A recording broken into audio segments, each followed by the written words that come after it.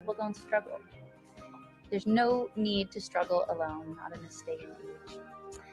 Again, this all supports our foundation, the Inspiring Children Foundation. We give children who are at risk not only psychological tools so that they can take control of their own happiness and rewire their brain so they can make a habit out of happiness, but we also teach them tennis and entrepreneurial skills so that they can really thrive in today's world. And our stats speak for themselves.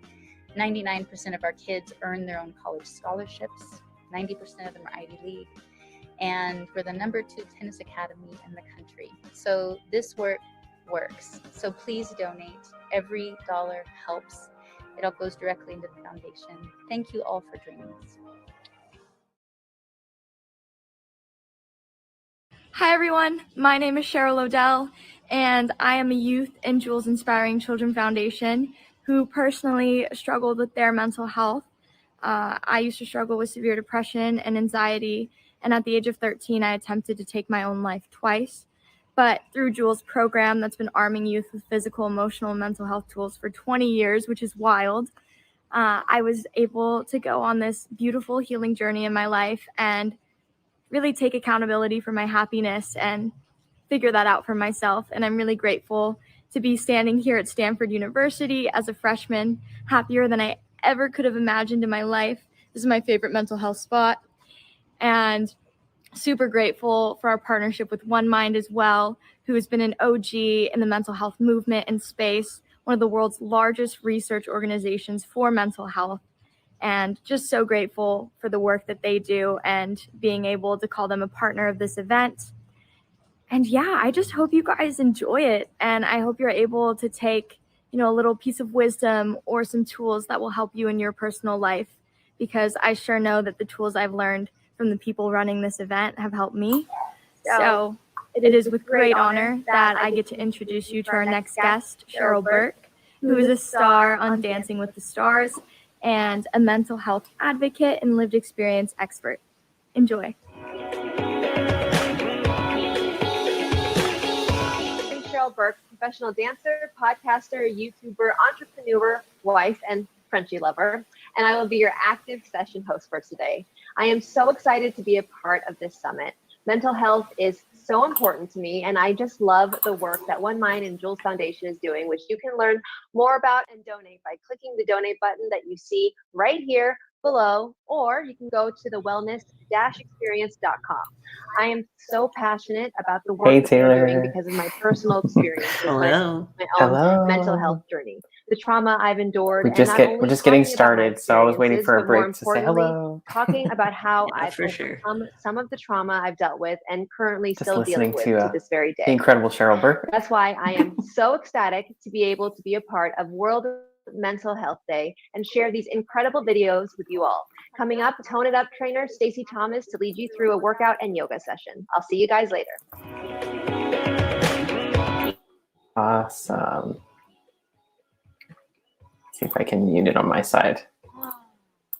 There we go. We'll mute it for a second. Hey everybody, this is Lance and Taylor. We are just hanging out tonight, enjoying this summit that we are live streaming and watching together. Super informal. We don't have a script. So if you have any questions, just enter it in the chat on any of our socials and we'll answer them if we can, or give you support if we can. And we'll be listening to what they have to say. And if they have anything that comes to mind, just share any of your stories. We're listening and we'll respond. And if anything jumps out, we'll share some of our stories. Very happy that Taylor is here. You may also have seen Taylor premiered in a couple of videos from back in Mental Health Action Day. Those are starting to go around. So yeah. Awesome. Well, if you guys have any questions, like I said, just enter it in the chat. We are live on our Twitter, our YouTube, and our Facebook. But if you message us or tag us on Instagram, I will see it as well. So, Taylor, how was your day?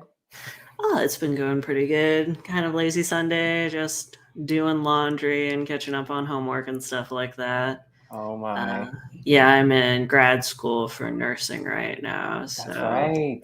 That's Never right. a dull moment. That's right. Half of my family are nurses. Not Oh, my that's awesome. like my aunt and all of her kids and her husband, like they're all nurses. So, and they'll never stop working. She'll say that she'll never Yep. stop working. So, but it was really great to have a nurse, like to have them in the family, because you're always like, what is this? Can you help me? Yeah, What is this for rash on my sure. arm? Do you have anything for this? Yeah. Okay, let's Yeah. listen to this workout, and we'll see if we learn anything new. See if I get my volume up. Flow for her, and yeah, who's ready? I'm ready to Woo! Okay. learn and but watch it from my So chair. we are going to start down on our mats, laying down in Shavasana. So go ahead down onto your back. And I want you to bring one hand to your heart and one hand to your belly. And just feel your breath. Just breathing in and out. Just feeling that breath underneath your heart. And as your belly rises and falls, yeah? Just taking this moment here to be with you. And just know that we're all busy, yeah? We all have a lot of things to do. But right now, for the next 30 minutes, this is all about you. This is your practice. This is your time. This is also your body. So do what feels good to you, yeah? That's the most important. Beautiful. On your next inhale, start to draw your knees into your chest, giving yourself a little hug here. Maybe rocking side to side a little bit if that feels good. And now if it's comfortable on your back, you can rock and roll. Otherwise, you can roll over to one side and just press yourself up into a tabletop pose. With all of us meeting here, our hands directly underneath our shoulders, our knees under our hips. And I want you to inhale as you reach your heart towards me. And then exhale, dome in your upper back, push your heart up towards the sky. Awesome. Taking that a few more rounds. Inhale, radiate your heart forward. Beautiful. Now exhale, your back goes up towards the sky, push the earth away. Amazing. One more round here. Inhale it forward.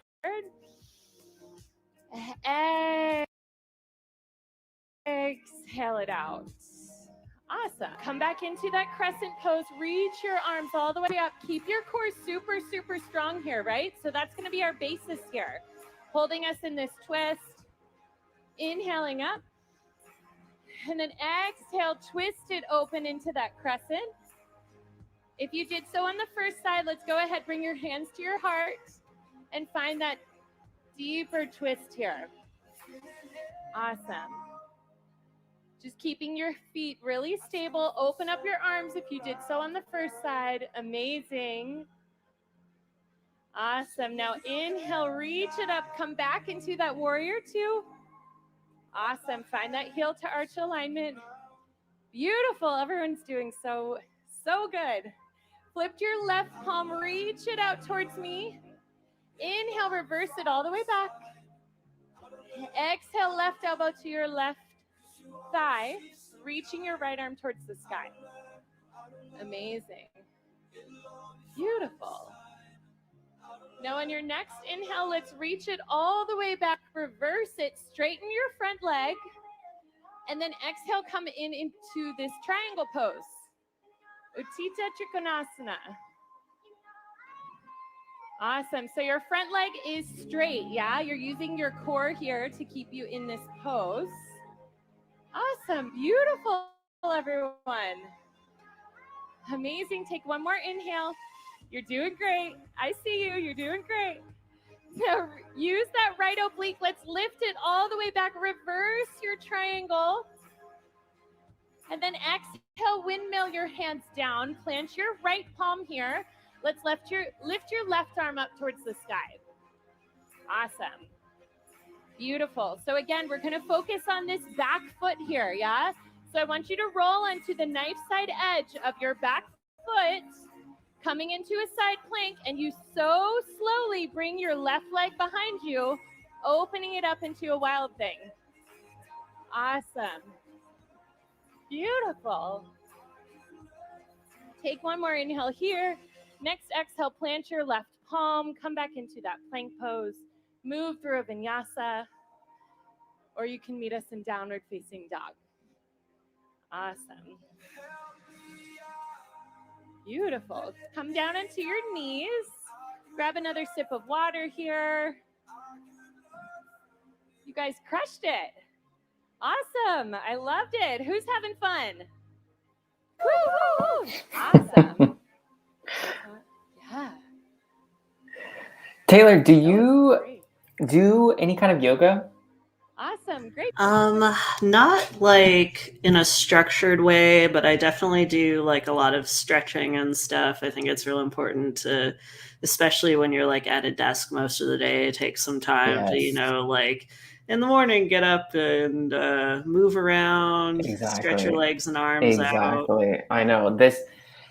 I used to be so, you know, I would think about stretching if I went for a run or if I went work out or something, I would think about stretching. But, you know, with the winter and sort of the cold air and just kind of wanting to be, you know, cozy and not go outside and, you know, or go to the gym and, you know, whatever. I forget to still stretch and move. You know, you're just like, no, I moved today. And then I look at my phone and it's like, no, you didn't. You didn't move enough today. So it's interesting.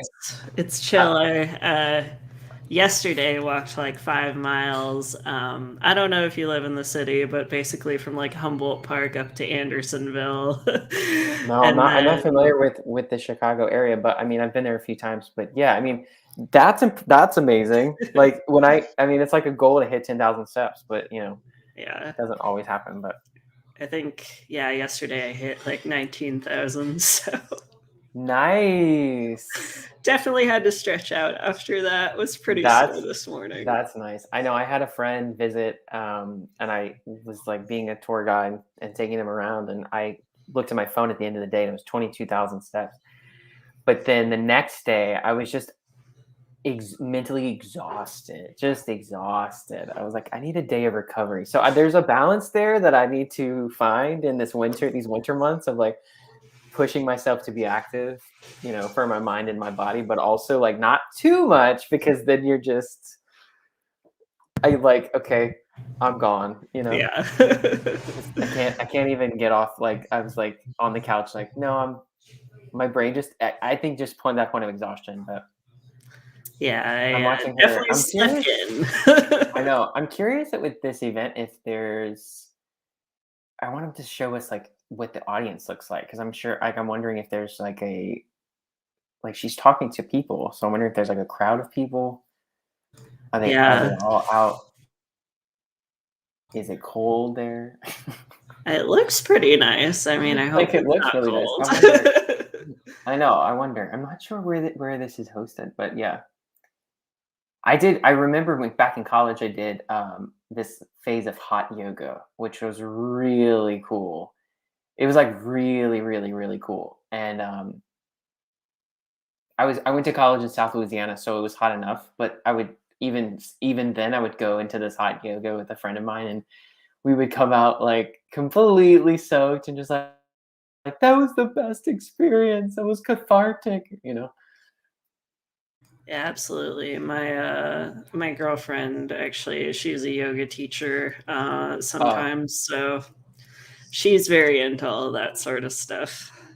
I know. Because like I said, if I have all my my mats are right here, and if I am in that workout mode, then I think, okay, I need to stretch it out. And then you know, but it's hard for me sometimes to just go into that by itself. Yeah, absolutely. I mean, I used to be real good about going to the gym, and then COVID happened, so I know it's really it's been a big challenge. How have you felt that what's helped you manage your stress?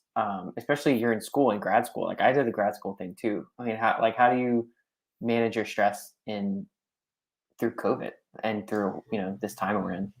Yeah, I mean, definitely like going on long walks outside helps.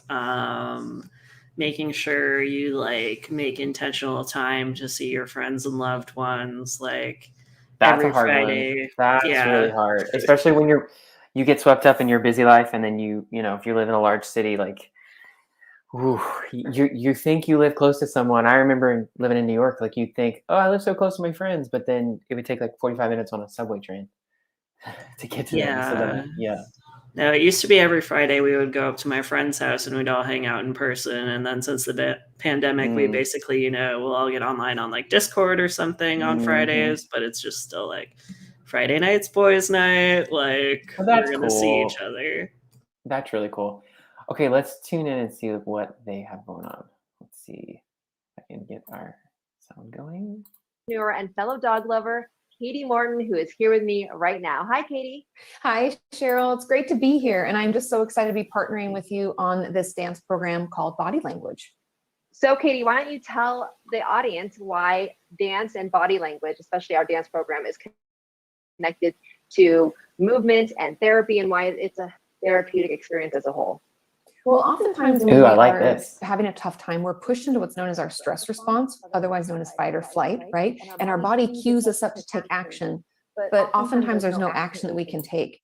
And by initiating the movement therapeutically through body language, through dancing, through this movement, we can release all of that energy and actually improve our mood and help us feel better. That sounds amazing. And can you do this in the comfort of your own home, or do you need to be in a ballroom? You can do it anywhere. Wherever you have enough space for your body and maybe your hands to shake out, you're good. And how about dance experience? Do you need dance experience or a partner? No, and I have neither. So we're going to make this work. That's amazing. Well, Katie and I are so excited to show you a sneak peek of what you can expect. So here it is, body language. Do you want to start? No, you go ahead. Okay. Let me just start off by saying how much I absolutely love therapy. So therefore, I automatically loved you the moment I stalked you on YouTube. Oh. I'm Katie Morton, and I'm a licensed marriage and family therapist who's been creating educational mental health content online for almost 10 years now. Wow. And I'm Cheryl Burke, and I have a little bit of dance experience, but my true love is therapy and mental health. And I decided to partner with Katie over here on something I have been working on for a while, a therapeutic experience called Body Language, designed to help you heal your body and mind through the power of dance, and it's backed by science. When our body is under threat, it goes into fight, flight, or freeze, otherwise known as our stress response. And what our system is doing is it's getting us ready to take action. Definitely familiar with that. But to clarify, what exactly is a threat and why do we freeze sometimes? That's a great question. But a threat is anything that threatens our emotional or physical safety. Our brain is wired to constantly survey our environment, looking for any threat to our safety. And when it comes upon one, it assesses. Can I run or can I fight? And if I can't do either, I have to freeze. And through the research by Dr. Peter Levine, we learned that PTSD isn't just treated by thinking and feeling. It's also treated through moving the body. And he calls this type of therapy somatic experiencing. Through my decades of experience as a professional dancer, I have seen firsthand the healing powers of movement. I personally have experienced trauma, as you know, Katie, and dance has honestly been very therapeutic. I've realized that our bodies have a language of their own, and when I pour my emotions into movement, it is life-changing. And I have seen it firsthand change the lives of countless others around me. So I knew that there must be a connection. So what is body language? Well, it's an online course that will teach you how to heal through movement. And you do not, I repeat, do not need dance experience for this. Nope. And you don't need a partner. And also, this is not another workout program, thank God. Definitely not. All you need is the willingness to acknowledge your authentic feelings as we take you on a journey to change your mood, boost your energy, and move forward as a stronger, healthier you. We believe that giving yourself a few minutes a day where you focus inward on your mental health and connecting with your body will create a domino effect of positivity in your life. We hope you will join us and bring dance and therapy together to find a renewed sense of self and a deeper healing along the way.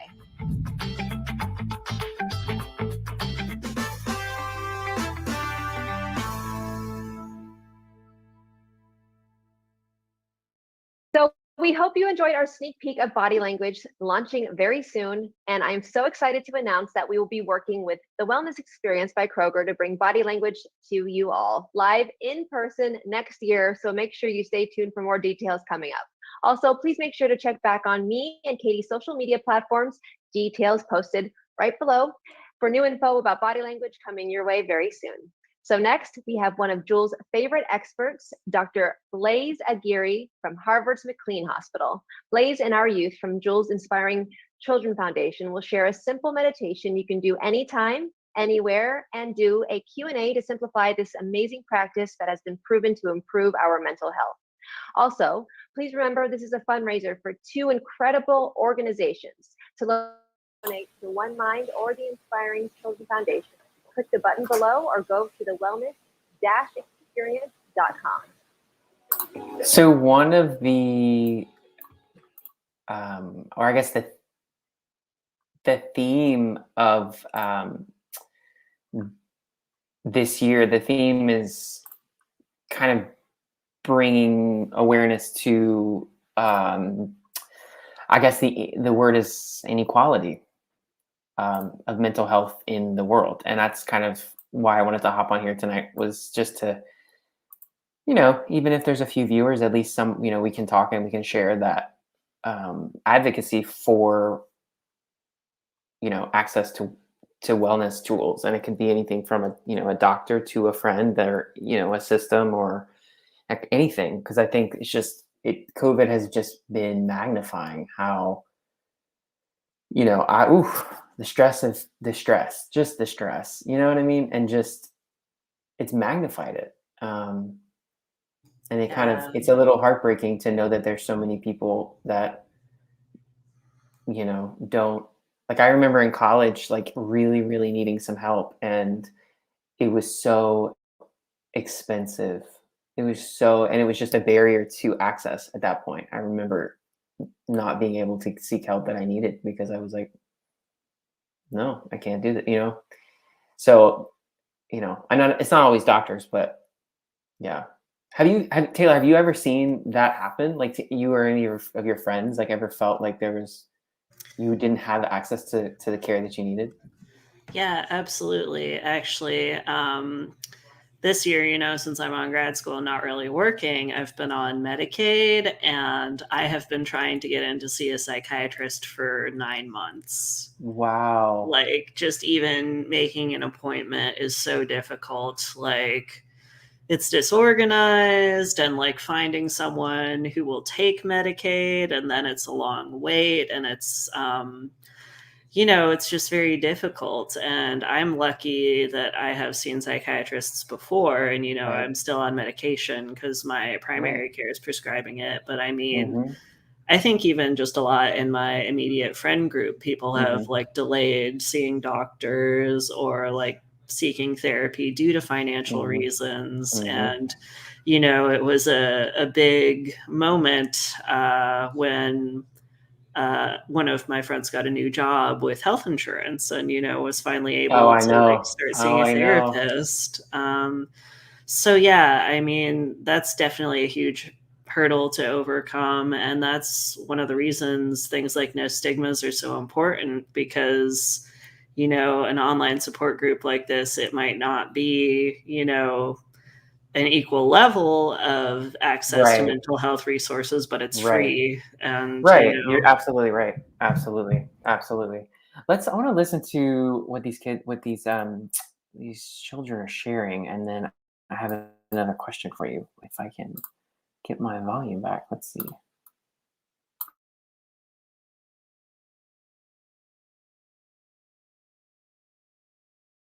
Like the perfectionist mindset.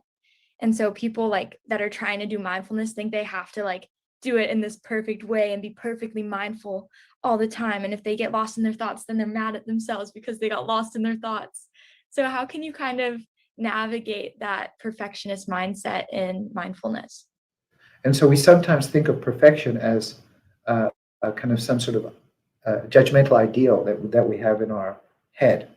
And it tends to sink us because we're constantly aspiring to that. But you're perfect as you are right now. Now, that doesn't mean that there's no room for improvement. There's no question about that. But in this present moment, you're perfect as you are. Let's get better at being perfect in a sense. Like, that means learn more, acquire more understanding of yourself, and then, you move on. But it just makes sense that you are where you are at that present moment in time. And that is perfect in this present moment. What's cool about all these, I feel like, answers, they've all kind of intertwined with mindfulness, with like separating from the doubts, the fears, the anxiety, whatever it is, and like recognizing that we can choose how we respond to that. I thought it would be a nice timing to try like the 10-second breathing meditation if you guys want to do that. Selena, would you want to run us through 10 breaths? Yeah, I would be happy to. It is not about never having a thought, but rather noticing thoughts and noticing when you're lost in thought, and then simply bringing yourself back. Let's try this. So I'm going to try this. we're going to close our eyes, and on our in-breath, count 1, exhale 2, inhale 3, up to 10, and then back down to 0. We can all begin by closing our eyes and start.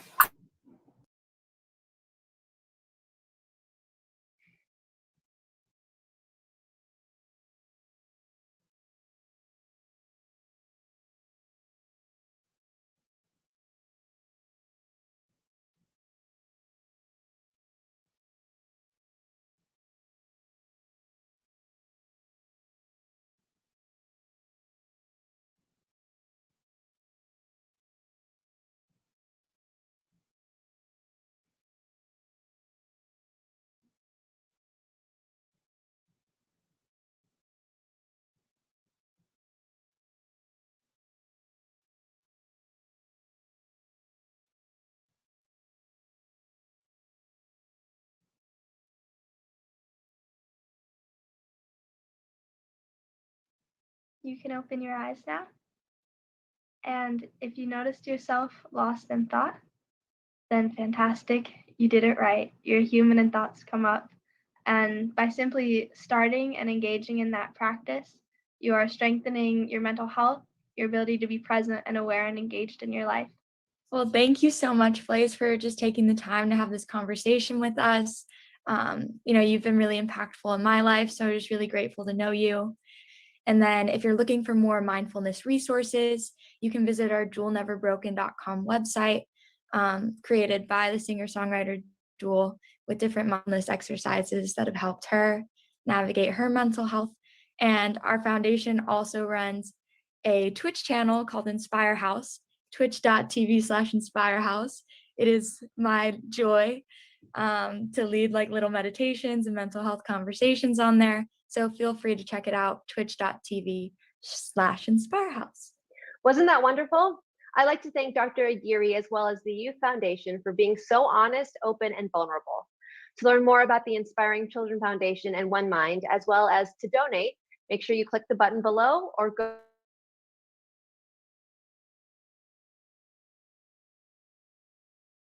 We have our nutrition section. I'm going to pass it off to your nutrition host. I was just going to say, really quick, that reminded me so much of how much I forget to breathe in my everyday. That reminded me so much of that. Because like, that's something that we don't have to even get out of our chair to do. And I forget that. Like, I was doing that exercise and I didn't even get to 10. I got to 8. And then I was like, I forget that we can just breathe and like what that really does. I mean, I know that sounds really basic, but Yeah, and that's also a big thing for anxiety. Like, it's one of the first things is just like, remember to breathe. Like, it is often a helpful exercise, just like 7 on the inhale, 7 on the exhale. Like, if someone that's a good one I'm interacting with is quickly. having a hard I think I'm time, constantly just, like breathe with me. Yeah. I kind of had a moment this morning where I was like, okay, breathe. Okay, calm down. Okay. I had a really like a bad dream, and I woke up in like a weird headspace, and I remember just being like, it wasn't real. It wasn't real. But yeah, breathing is such an easy thing that we just, I don't know. I think we take it for granted, and I think we don't stop moving.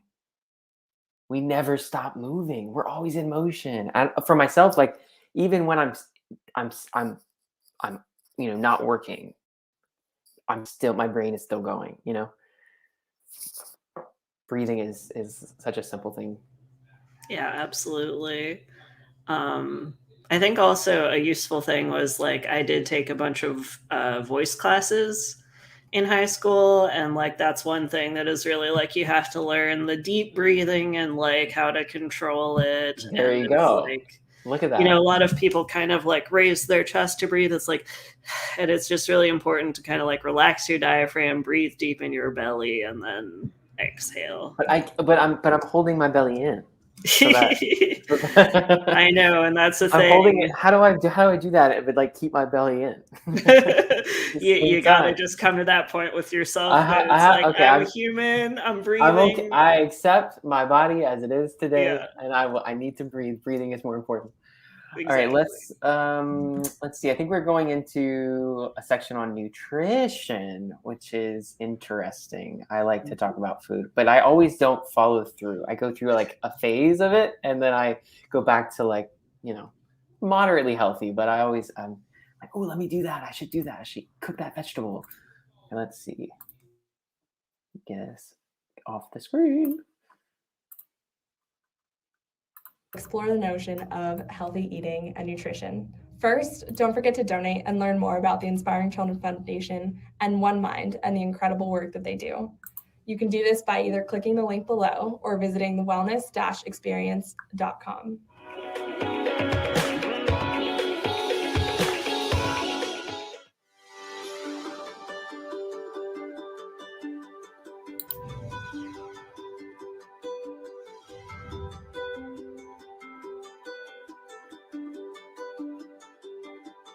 I care so deeply about improving life for people who've experienced similar issues as I've experienced. For me, it was the scariest and darkest time of my life when I was symptomatic with schizophrenia.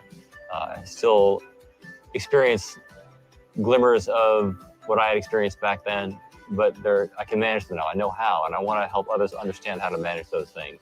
People with different conditions, how to manage their condition, and help them through the programs that One Line funds.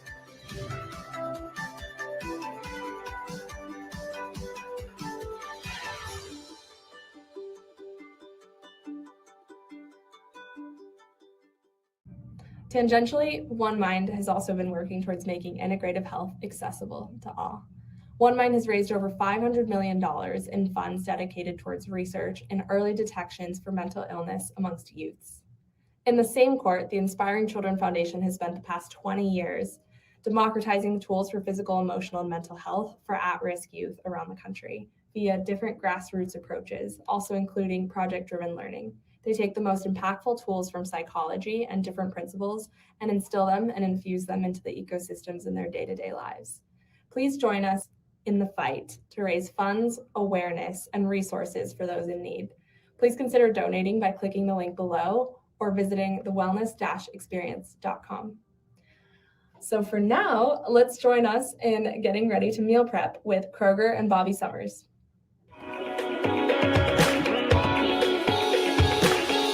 Great. Well, hi, everybody. My name is Laura Brown. I am a registered dietitian that works for Kroger Health. We provide nutrition counseling via Zoom, so you can take the advice of a dietitian just right from the comfort of your own home.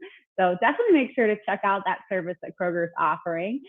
And I'm here today to provide just some nutrition information while Chef Bobby cooks up some delicious meals. Hello, everybody. My name is Chef Bobby. I work with the Kroger Wellness Your Way Experience. I am a chef, a private chef. And today we're going to be making a baked salmon. They'll have a little adobo seasoning on top with screen salad, with citrus screen salad, and honey Dijon vinaigrette.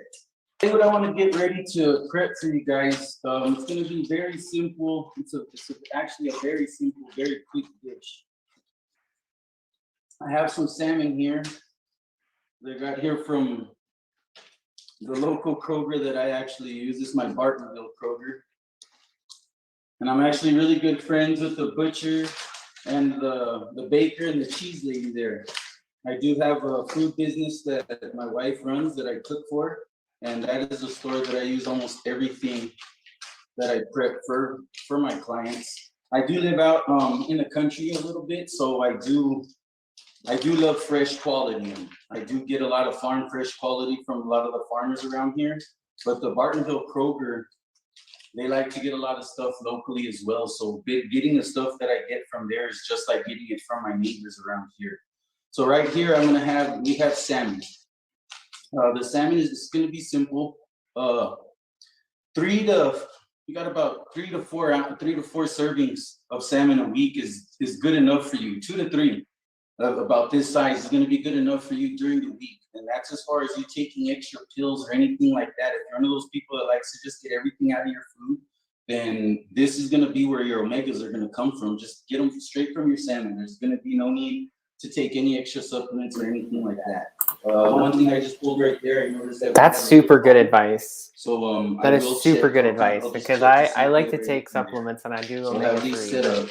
I have a little bit of adobo I and love parsley that I'm going to put on top. That looks delicious, Bobby. And I'm so glad you chose a salmon recipe for today because, like you said, salmon is high in omega-3 fatty acids, which are so crucial for our brain health. So important for us as human beings, and important then for our mental health as well. And it's funny that you say that, Miss Laura, because that's one thing that I deal with a lot. The whole way that I made it into the wellness experience was because just flat out, I'm a mental health patient. Yes, I'm a veteran, and there's circumstances behind it, but today I'm just a mental health patient. And instead of just looking to only help a certain group of mental health patients or just mental health people that are dealing with what I'm dealing with, I just want to deal with everybody. And it's funny that you say that because I cook for my mental health. I started finding out that the food that I eat is directly impacting the way that I'm feeling and the stuff that's already wrong with me. The choices of the food that I have, it's directly affecting that stuff as well. As a nutrition coach, not at your level, but just as, at the beginning level, as just a nutrition coach, everything starts with your mind. Like you can't start a workout on a Monday. You can't do anything if you're not just ready to do it in your head. So if you're not ready to do it mentally, then you can't do anything at all. Even though it's a really simple dish, I guess it's you pick it a little something fancy. Being a chef, it's something that I wanted to, give you something pretty. I like pretty food. Well, and if it looks good, it's going to make you feel good. It really all comes full circle. So I think it's really important to make your food look good and your plate look good. And that's the truth about humans, period. We're visual people. We're visual beings. Everything, it attracts you visually first, and then from there you decide if it's something that you want to do or something that you don't. We've all had that dish that it looked so pretty on the menu or it looked really good, a dish, a drink, whatever it was. And once you actually got it and you tasted it, it was something other than what you thought. It wasn't what the flavors that you expected. And right now you're segmenting the citrus fruit? Yes, we're segmenting the citrus fruit. So when you eat an orange, there's a lot of skin in the orange, period. You'll have a lot of skin. Once you peel it, all of that white membrane, this just makes it look prettier. You can literally just peel it out and do it normal. But this just gives it a really better look. It's really Fun fact about oranges. You don't have all those fibers, those extra little fibers. This may be incorrect. You can correct me, Taylor, but I love the addition of the citrus fruits in this recipe. White part of the orange in like some Eastern medicines relieves headaches. Did you ever hear this? I have not. Very well could be true. It's like in before headache medicines, like different cultures would use like that part of the orange, and it was proven to help headaches. Allegedly, not sure. Yeah, I mean, a lot He's of cutting it out. I'm medicine like, came but from plants, but I know, right? I was like, he's cutting off the white part, but the white part can help you with the headache. I think I heard that. Maybe true, maybe not. But I liked what he said about like the food affecting your brain and like thinking about it like that, like thinking like what I'm eating is affecting my wellness head to toe, inside and out, you know? absolutely. And yeah, actually, one of the biggest public health advancements that we've ever had was iodizing salt, because iodine is so important for both your brain development and your growth hormones and stuff like that. Like your thyroid hormone can't really be made without iodine, and not having your thyroid functioning can cause a lot of problems. Well, yeah. But yeah, there was a whole study, like average IQs and like earnings went up in some of the most impoverished places after salt was iodized. That is so interesting.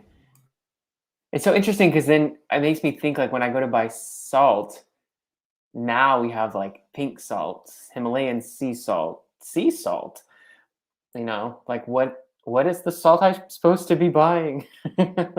Iodized salt is probably better for you than the like that's organic salt. Right? The marketing is telling me I'm supposed to like all the other ones. But it's so, yeah. I think food chemistry is super, super interesting. And it's something that I don't think that I, growing up, ever really thought about. And then I still, as an adult, struggle to think about, like, you know, what is in everything? It kind of is overwhelming if you think about it too much. It's like, oh, let's see. A little under half of the segments, both segments, and the avocado. So everything's just not sitting on the top. Usually when you get a salad, everything's really on the top. That's when you go for it, and that's when most people don't finish their salad because it's just only the greens.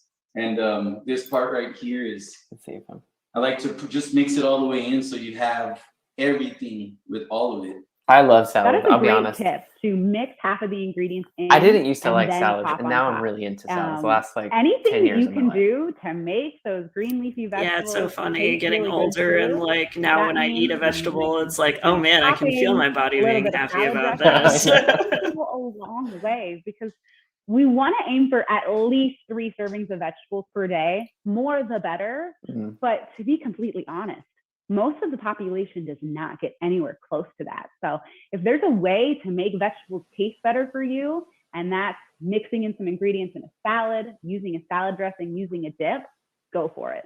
And that was one of the ways I found that my kids would eat the salads. So being a chef, I do make my kids eat stuff like this, and my kids will actually eat this actual dish. But it has to look, for kids, and everything has to look great. Absolutely. You eat with your eyes first, and kids are just the unfiltered. Yeah, they're the unfiltered of us. So they're going to tell you exactly how it is, and they want it to look good before they're even going to try it. So right Me too.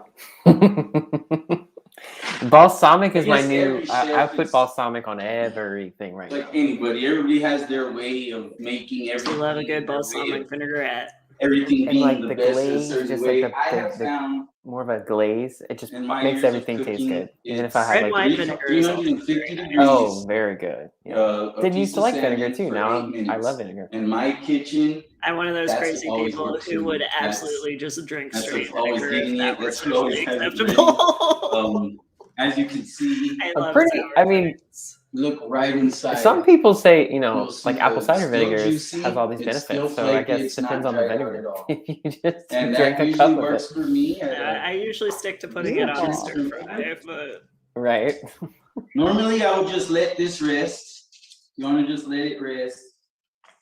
Oh my God, I'm so proud of it. This looks beautiful. I wish He's so chefy when a chef gets emotional about a plate. He's like, hopefully one day I will get a chance to cook for you, and this will be one of the things that I do put on the dish for you guys. But this is the finished product right here, and you have your it's just a baked salmon with this has an adobo seasoning with the herbs and the citrus green mix with I put a feta crumble on top just to cut all the citrus. If you notice, there was some lemon juice.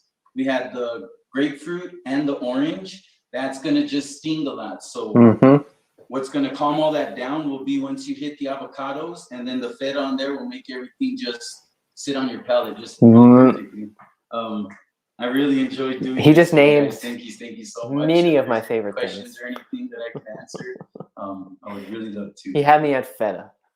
He had me at avocado, and then he had me at feta. That's awesome. Section. I don't know about you guys, but I really enjoyed the cooking demos. Let me know what you think. Tell me what your favorite part was. Leave a comment below. For now, I'm going to pass it off to Colleen Lindholz, the president of Kroger Health. Colleen, I just want to pass a big thank you to you and your team. You all deserve a gold medal for bravery for what you did, whether it was testing,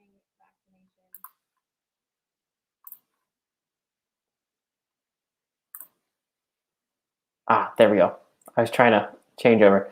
I was going to ask you earlier, when you're talking about like equality or access to, healthcare, which is always, in some ways, I mean, you have to think about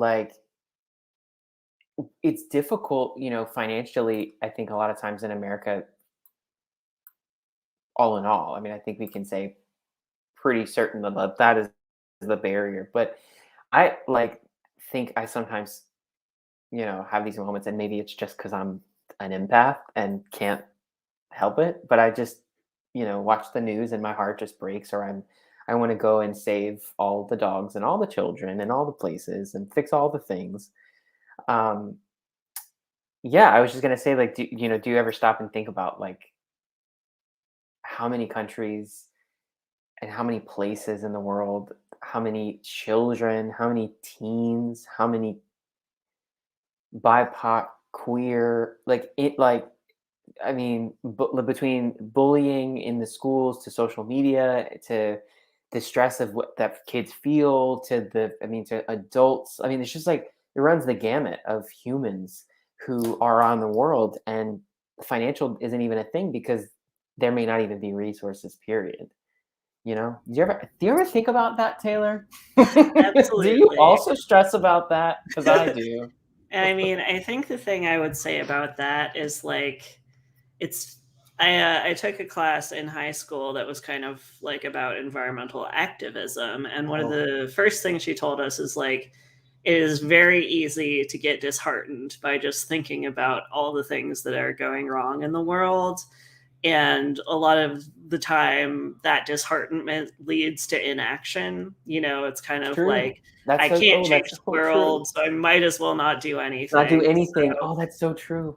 I think it's very important to acknowledge compassion fatigue, and that if that's one of the problems with the news is just it's so totally much bad information all the time. It's hard to feel anything for it. Totally so you have to acknowledge compassion fatigue, and you have to just kind of focus on what you can do, improving your immediate community. You can donate to the food bank. You can, talk to your friends and family, obviously donate to causes you believe in, and donate your time. Because, I really do think every little bit you can do is better than doing nothing. Exactly. That's a great thing to say. Think about your immediate community and which include your family, which is so true, because I know in my family, there was a long history of unwellness that was not talked about. And it was not until my generation where we started to uncover, sort of these stories or what happened to this aunt or what happened to her. And it was the honesty of just having even the conversations about what so-and-so experienced, and, that they didn't go away. They were admitted to a psych hospital, and this is why. And, and just that forthcomingness, I think it definitely, shifted the last probably 4 or 5 years. Just in my own immediate family. So you're totally right about that, actually, because I stress about, I'm always overstressed about the world and the state of the world. And then I'm think about their local, go local, go local. If we all go local, then we're global. Yeah, and I But mean, it's obviously like good to worry about people in other places and like to not be just America centric. But yeah, I do think it's easy to just get into a like depression spiral about all the things going on everywhere. And it's the thing I have to remind myself is just kind of like, you are just one person. Like it is not you it's not on you to fix the entire world. Right. And I think gratitude too. I always forget, like Jake, talk about gratitude and like, there are lots of good things, and I have a tendency to forget about the good things because I'm so focused on having to fix all the bad things in the world, so the good things. And like I said, like in my family, just having like them be more open to talk about mental health and wellness in general, it's just, it was a huge shift. Let's pop back in and see who is speaking. Let's see if I got that audio back. Who is speaking? You're in life and laugh at, etc. Did all that stuff go away, or talk to us about living a 14-year-old life and then having cancer? Did that, like, what did it do to your mindset? My battle is very much a tale of two cities. It was, in the beginning, it was a completely different battle than halfway through after surgery. The beginning, I thought I was a hot, bald guy that was going to use cancer to pick up girls, and that is no joke. I literally thought that I was going to take advantage of the situation, and maybe some of that is a false naivete or a fighter's mindset, like, oh, this is in the bag, it's just temporary. That quickly changed after halfway through when I had surgery. I went into the knife not knowing if I was going to be able to walk normally again in my life. I didn't know if I would play sports again. And it was literally surgeon's discretion.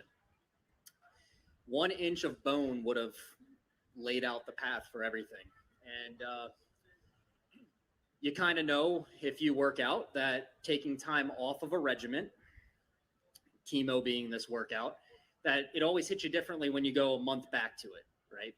And that was the same here. So I woke up, was told that they couldn't save any part of my bone, and that I was going to be faced with 25 cycles of radiation due to the cells being too close to the border. And I was told that I would never walk normally again in my life. I would never run, play sports. Everything that I thought I wasn't immediately. So when you're trying to fit in with that high school mindset, trying to, go through puberty, mature, in this path, I've always thought, tell God what your path is, and and he'll laugh at you, right? And we quickly realized after that first cycle of chemotherapy back, I hobbled to my bathroom, knowing that I had still my eyebrows, and I felt an itch on my face. So I did this. I made that simple motion, and I saw hairs. I quickly started scrubbing them out, looked in the mirror, and I had no idea who was looking back at me. It was what I thought was an alien, and I had to deal with that. So you're 14, 15 at this time, and now you're 25. 25. As you're talking, it's obvious that you're a very good speaker, you're thought out, you know your story, you know how to tell your story. Expedite the last 10 years to get to this stage, your walk, your foundation, and the work that you're doing. 10 years, here we go. It was a long recovery process. We went through numerous brace stages. We had to work on our micro muscles that we didn't even know we had. You're from the UFC. Rich Franklin ended up becoming my trainer and mentor, helped me through that process, networked with a lot of endurance athletes and trainers really throughout the whole Cincinnati area to really get me to where I am today. We saw what our battle went through. It saw what my family faced, and we wanted to start an organization that really address those issues of eviction, divorce, where food was coming from, because families don't need to deal with that. Families need to be able to fight the fight. And so it's one, and so we really wanted to be that bridge. Going through the whole 10-year process, I had this idea that, can we use my body to spread hope? Because I am lucky. I am very blessed to have been able to even be able to walk right now, unassistedly. So what can we do? And we started a walk from Westchester to Cincinnati first, and that was about 22 miles. And we did that. We raised a few $1,000s, got some local media coverage. And then the more important part after that was we had cancer survivors that I didn't even know were following us, that were in high school, saying, hey, this inspired me to know that I can have hope in my life, that my temporary illness doesn't have to impact the rest of my life. And I was like, well, can we grow that and start doing something? We're just listening to this here, but the community this speaker, and then whenever he's done, we'll chat. Was. And we were like, well, what kind of environment cool. can we Can you hear me okay? now? Yeah. That everybody had such a negative year the prior. So we kind of took advantage of that situation per se. I like your gear. We made it here. We've walked 760 miles, and we are going to Santa Monica. So we have, I don't know, about 2,200 left. So not even a third of the way done, but we're rolling. And we have raised about $60,000 now. So we are growing and really, really excited for what the future holds. We were chatting. Let me get out of this for a second. Yeah, we were chatting, and then we kind of got sidetracked. I was like, oh, let's listen to this speaker. No, he was talking about he had cancer as like a teenager, and then what that did for him, mentally, and then he went on to be like a fighter and had a charity and a walk and things. But I was actually glad you showed up, Jake, for this particular part, because I was just thinking about, and maybe Taylor, if you have any insights about, I was just thinking about like mental health. We always kind of define it as like anxiety, depression, trauma. Like we have these little boxes, but then he's talking about having this diagnosis, and go through cancer as a teen.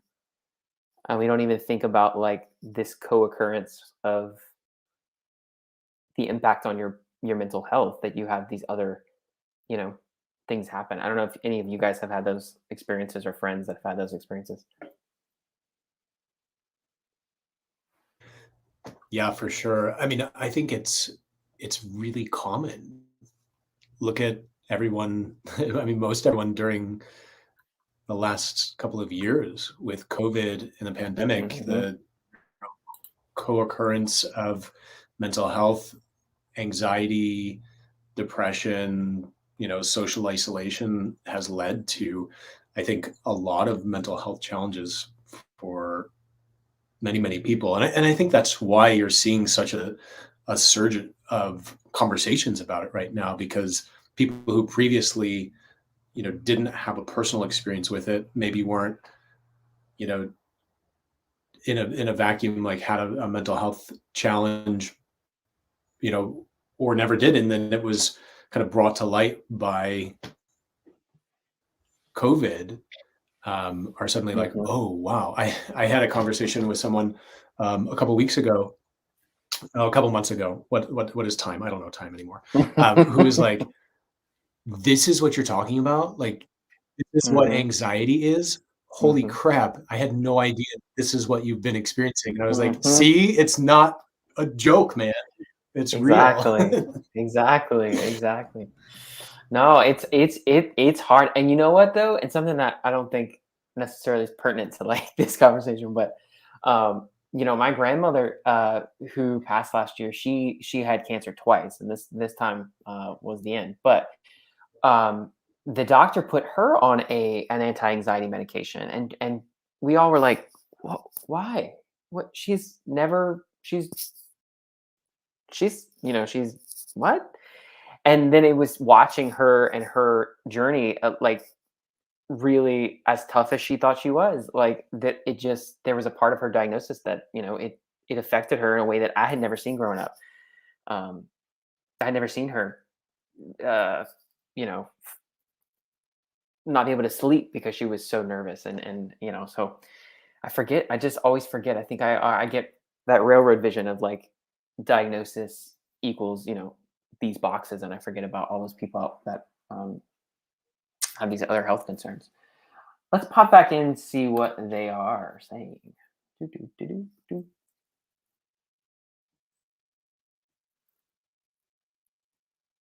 Seconds. 1, 2, 3, 4. Holding for 7, 6, 5, 4, 3, 2, 1. Exhale for 8, 7, 6, 5, 4, 3, 2, 1. There you go. Try this out when you're feeling overwhelmed, when you're feeling stressed, when you're trying to relax yourself to go to sleep. It's a great, simple technique. Take care. Food.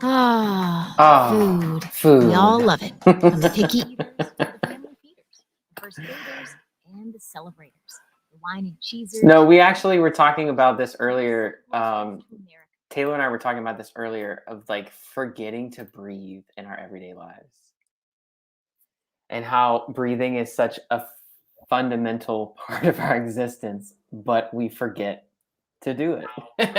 We just like, we walk around in our day holding all of this tension in our body, and we forget to breathe. And Taylor was saying that, like, was it like a singing class? Yeah, I took singing lessons, and one of the big things was like a lot of people just kind of breathe in their chest, like you tell them to take a deep breath, and it's like, but really what you should be doing is kind of like relaxing your belly and like your diaphragm. And I don't want to. Don't make me. Putting just that controlled out. It's called like J breathing, I think, where you just imagine it's like it's going in and then it's swooping out and then. Oh, that's interesting. No, I told him. I said, wait, but I have to keep my belly like sucked in all day. What are you talking about? How am I supposed to breathe deep? And then Taylor reminded me to just love myself. So love yourself. Embrace the dad bod. Yeah, just breathe deep. Have a Buddha belly. It's okay. Well, but seriously, like breathing though is, even today at one point I was like, I just need to breathe. Why am I not doing this? Okay, let's see what is happening now.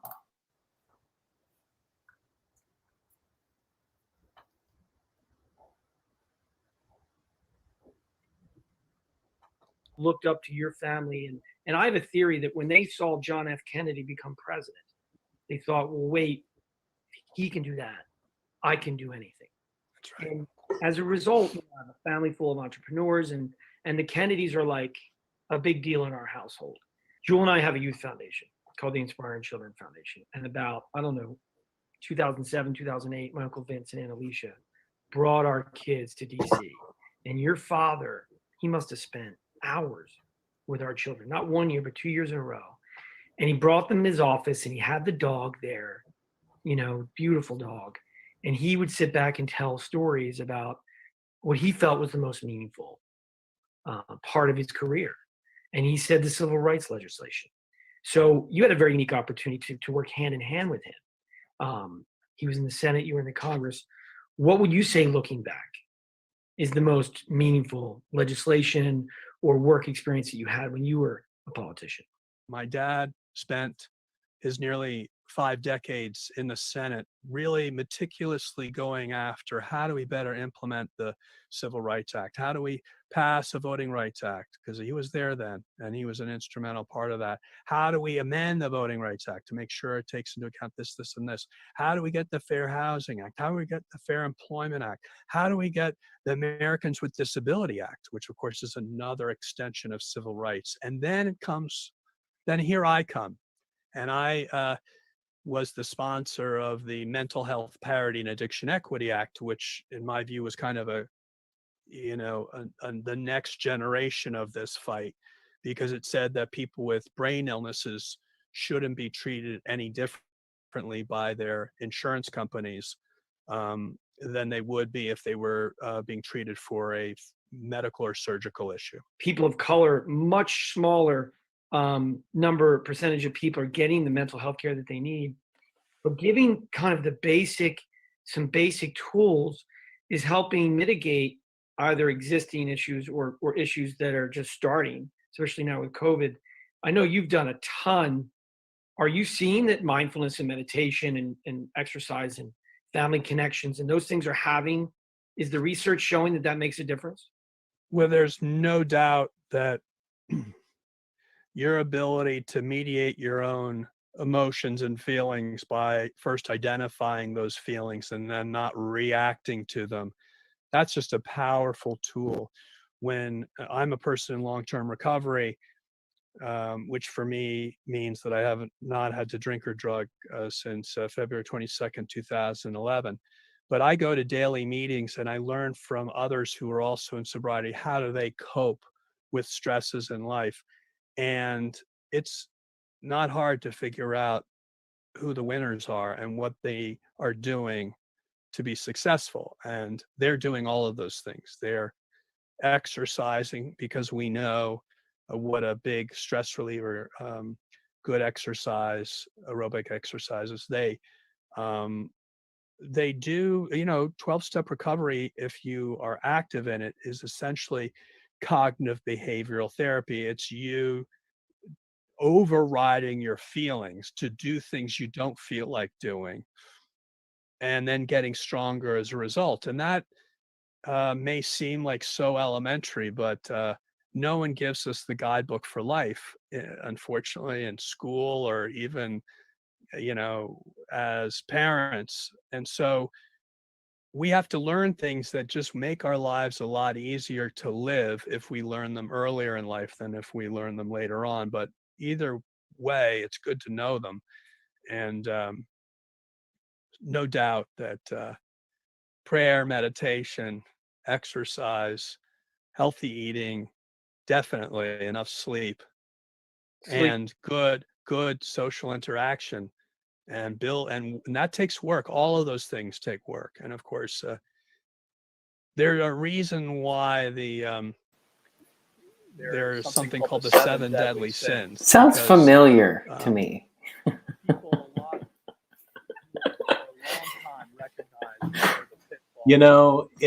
It's funny, Lance, how a lot of us are having the same conversation, but it's like everybody receives the information in a different way, in a different form. Some people really resonate with mindfulness. Some people really need a system like 5 Bridges. Yep. Other people, want that peer support like NoStigmas offers. Some want to work with a professional. And, the pharmacological approach is for them. So, I think my thing, and what I think Mr. Kennedy was saying there, is it's kind of like, however your mental health is manifesting, like paying attention to that, tuning into that, how that is showing up in your life, and like, what can you do about it? That's, I think, the most important thing there. Yeah, no, and it's so true. Like just the social aspect of connecting to other people, the moving, the what you put in your body. Like we were just watching before you got here, like we had a yoga session, and then we had a cooking demo, and it was just, I'm like, I'm starting to, this is all sounding very familiar to me. This these sound a lot like the 5 Bridges, but for me, being treated differently is what led to you. Exactly, being treated differently. Exactly.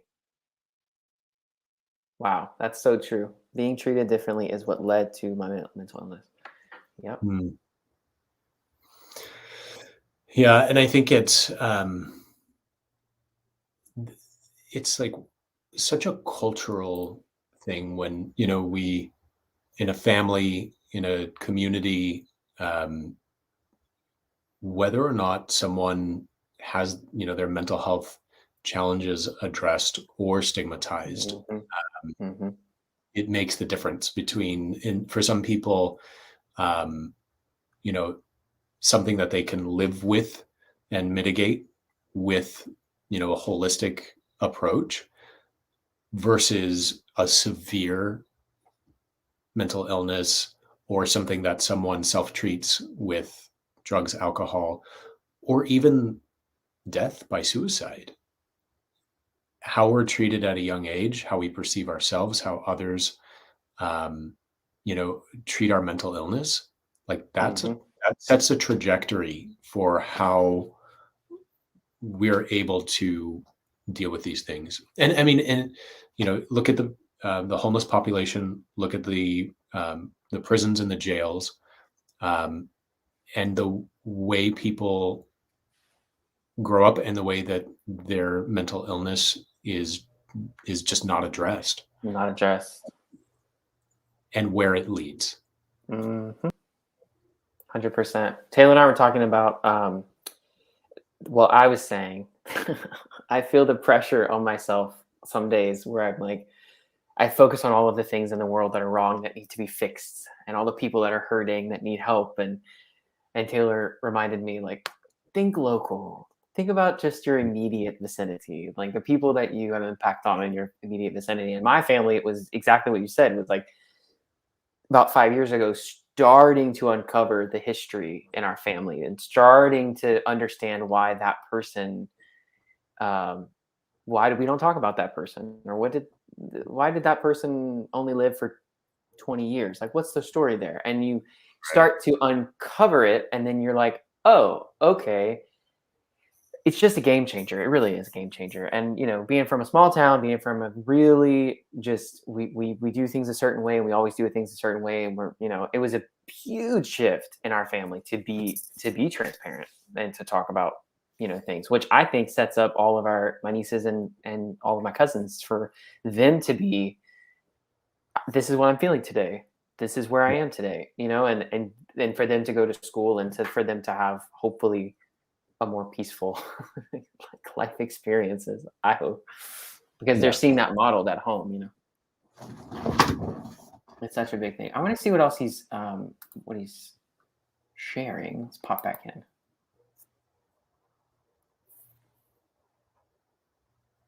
You know, in addition to ourselves, for those of us who've been through it, others who've had it, and it's very frustrating. You know, the way you manifest these illnesses is not in a very sympathetic way. You're annoying, you're angry, you're bitter, you're resentful, you're selfish and self-centered. I mean, this is not a crowd you want to like go do a march for, because and that for that reason, it's been very difficult to get a public health response to these illnesses, and to also put together the funding in terms of brain research that'll better help us identify who's higher risk for certain types of stress. And so that we then know, just as part of your medical record, you know, do you have a family history? Like they do that for every other area of your health. Why don't they do the family history on mental health and addiction? They don't do that. Maybe now they're starting to, but it's probably spotty at best.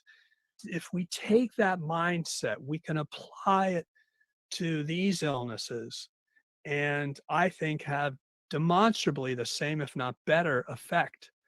What we're fixated on is the pill. We're thinking that that's what medicine is. We are in the midst of a revolution, which I think illustrates that medicine has its place, but it's changing the way we think by, as I said, going back to this kind of behavioral therapies that can help us, along with all of these new tools. So while social media has been a real challenge to disconnecting people as opposed to connecting them on a human level, there are benefits to social media in terms of what technology can do to allow you to stay connected to your network. That thing is very powerful. Great. Yeah, I was really blown away by that. Appreciate your time. All right, man. Thank you.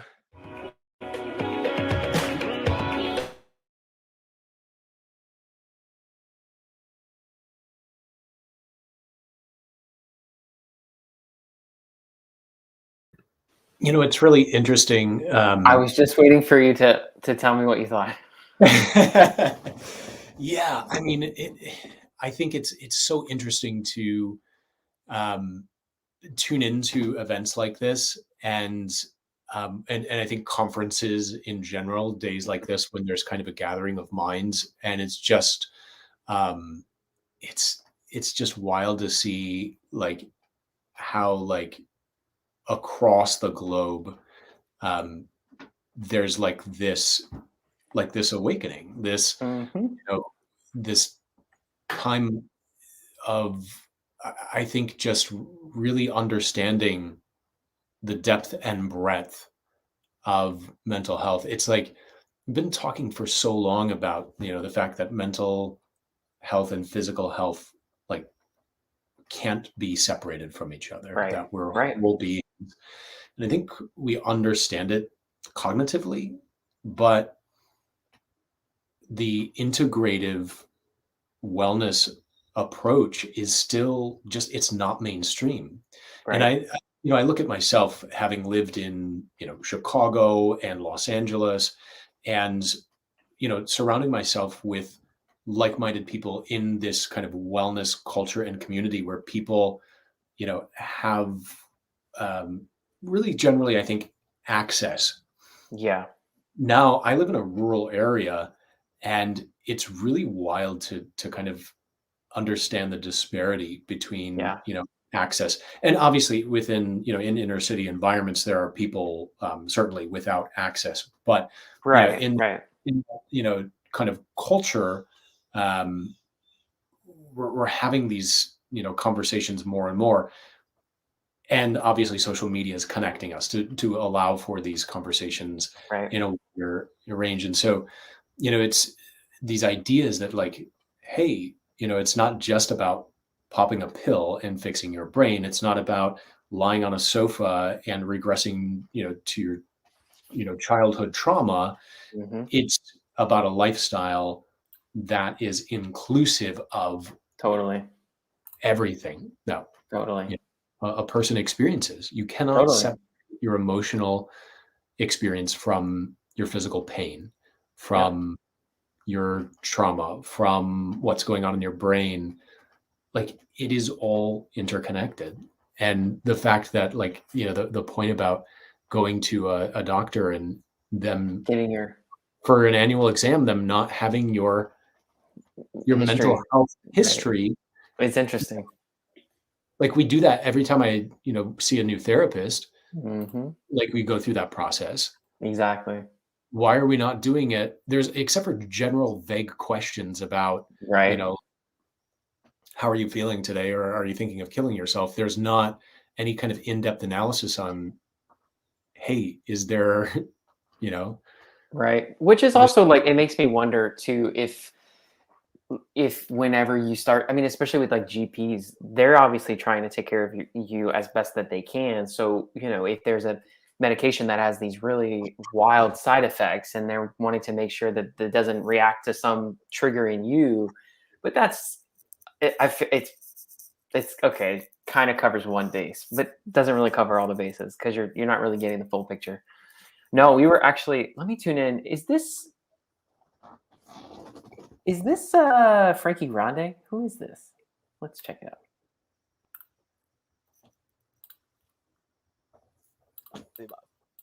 Check. Hell yeah, it takes a lot of work to do all this. But I'm doing it. Now, to introduce a great conversation with my friend, singer-songwriter Jewel, president of Saxworth, Amy Nelson, and president of Jewel Inc. and a mental health lived experience expert, Brian Wolfington.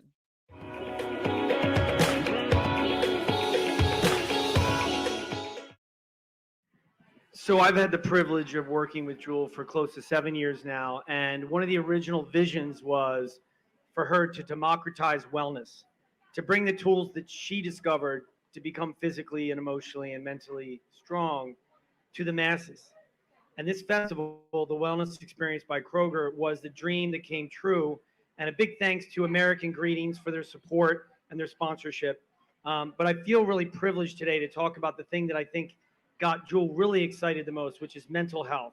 And not just mental health in the extreme version, but the everyday mental health that we all need.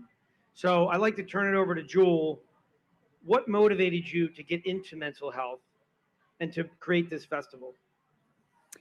I've shared a lot the last couple days about my own journey into feeling like if I wasn't raised in a system that was happy, what is happiness, and is it a learnable skill, and is it a teachable skill? And that one question led me on a really diverse and crazy journey. And it was funny, I was homeless when I got discovered, and I almost didn't sign my record deal because my number one job was to figure out how to be happy. And I knew how much trauma I had and how much emotional baggage I had. And God forbid at work and I get famous. I knew that was another recipe for disaster. So I made myself a promise again that my number one job would be to learn how to be a happy whole human, not a human full of holes. And my number two job would be to learn how to be a musician. And I just never, ever let myself down on that promise. And it was a messy process and nothing perfect, but it made me make really bold decisions to keep that promise to myself. Like at the height of my fame, I quit for 2 years. I didn't make any money. I quit touring. I built all the momentum and I put a stop because I couldn't psychologically handle the level of fame I got. And I had to admit that to myself and say, nothing's worth my happiness. Nothing was worth my sanity. I don't know why I'm unhappy right now, but I have to push pause and figure it out. And that love has always been my first love. I like understanding how we work. I like understanding the mechanics of change. I like creating environments that help other people go, all right. The funny thing about happiness is it's a side effect.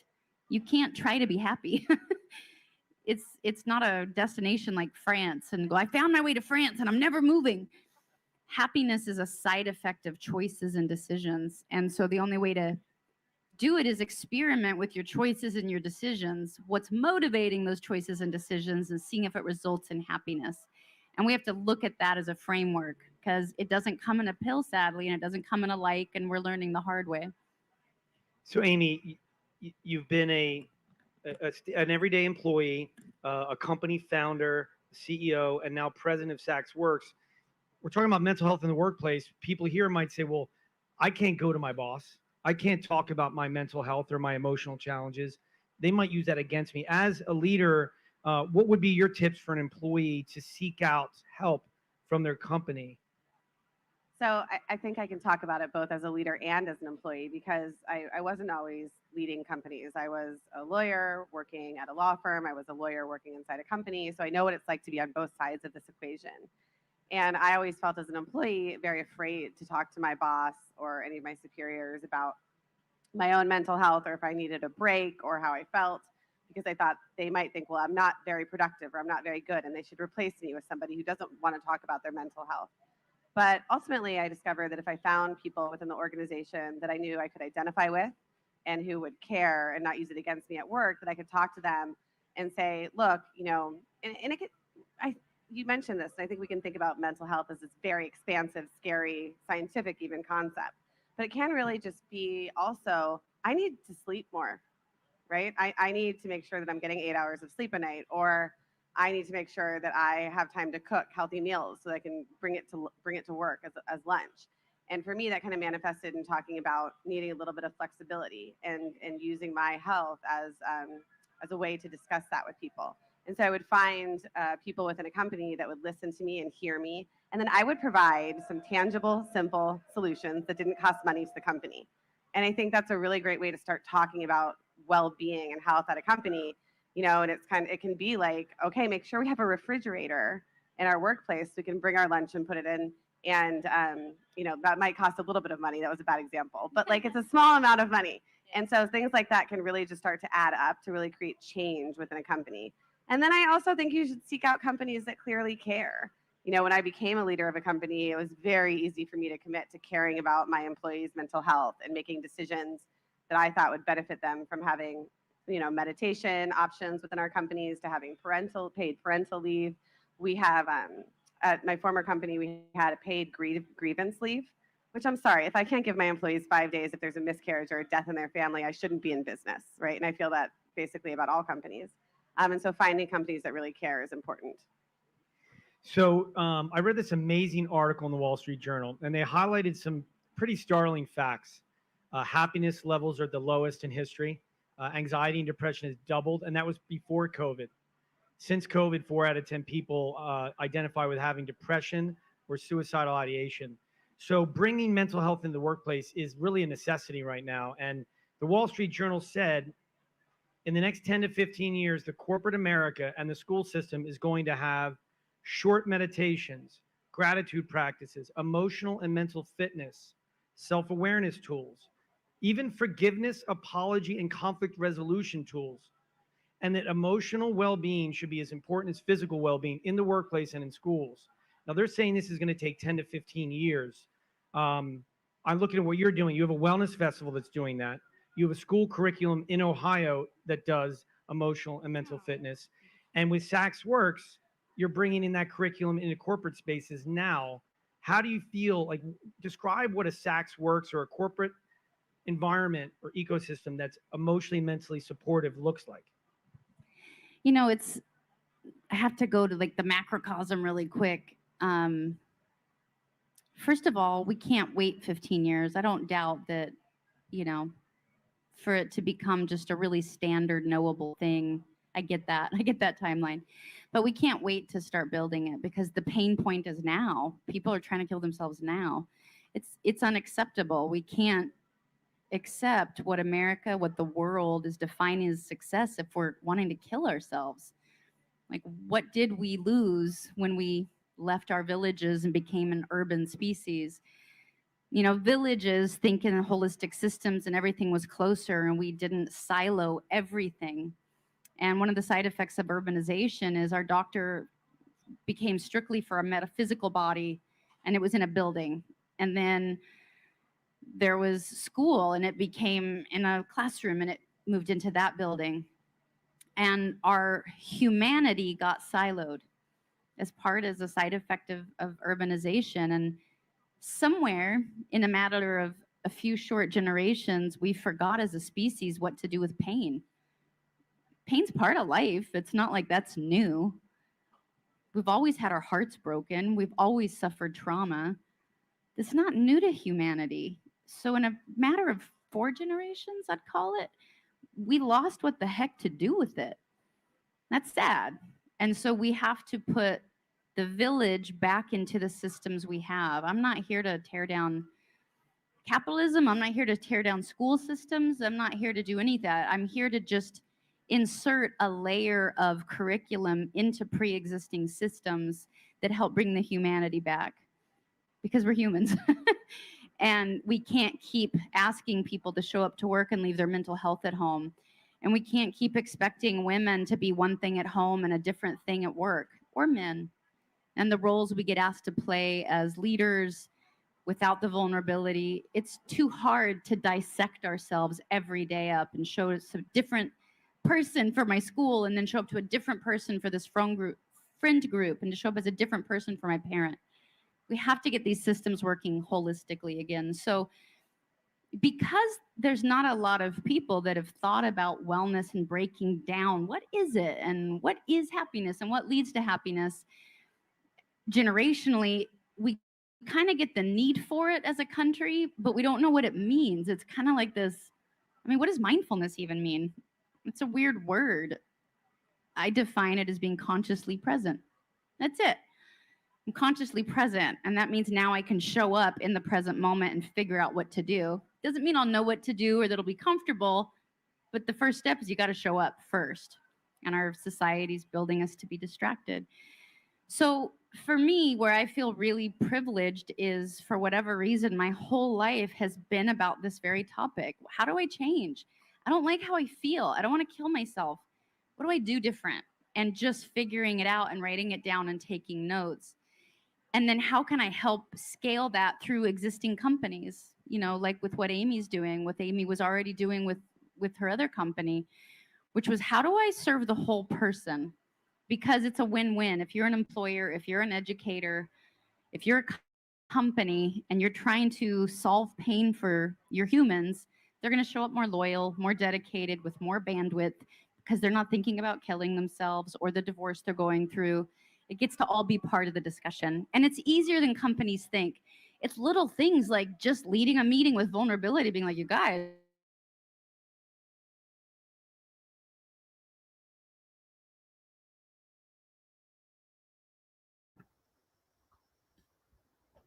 I didn't know Jewel was so woke. That's awesome. Wow.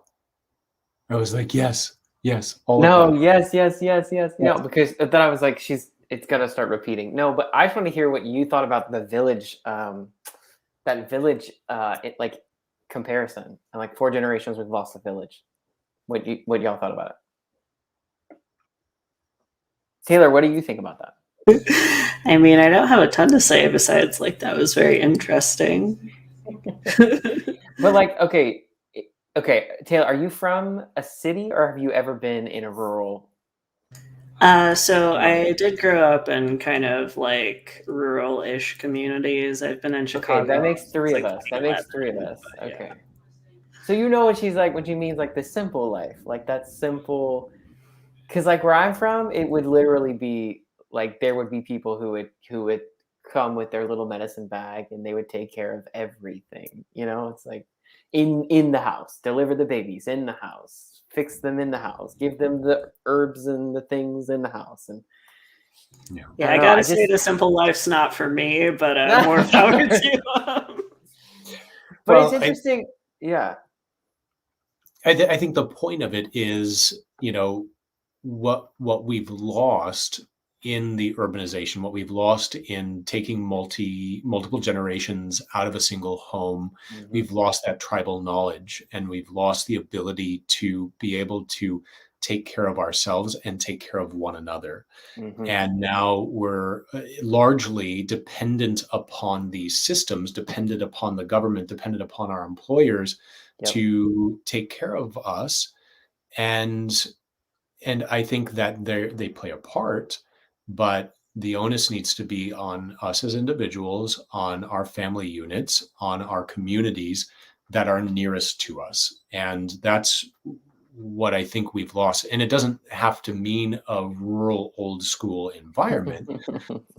I think it can look like that in the workplace, in, you know, your apartment building, in, you know, the yoga studio that you go to. It can look like that everywhere, but it takes, you know, everybody taking responsibility for that and investing in creating that.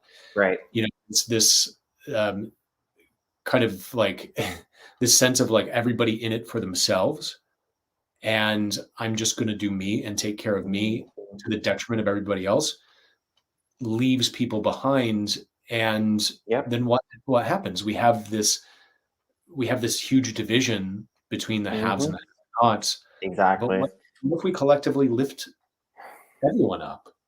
It's, you know, that's what the theme of this day is today. Everyone is talking about I guess not equality, but I guess equity, or being like having access to care, and like you're absolutely right in those systems people are getting left behind. There was a comment in the chat. Let me just catch up.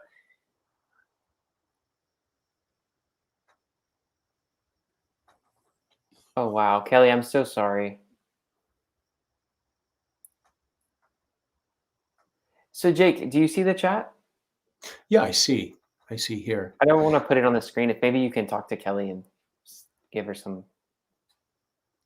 Yeah, Kelly, thanks for sharing. Kelly's shows up to our live events often and is an active participant in the NoStigmas community. We love you, Kelly, and as always, you know, here to you know, support you. And I think this is like a great example for those on Facebook who see Kelly's message.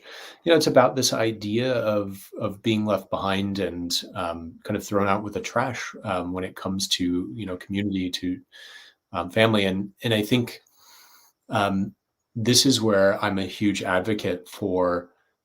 We have to create our own family sometimes. The ones that we're born into aren't perfect, and sometimes they're traumatic and toxic.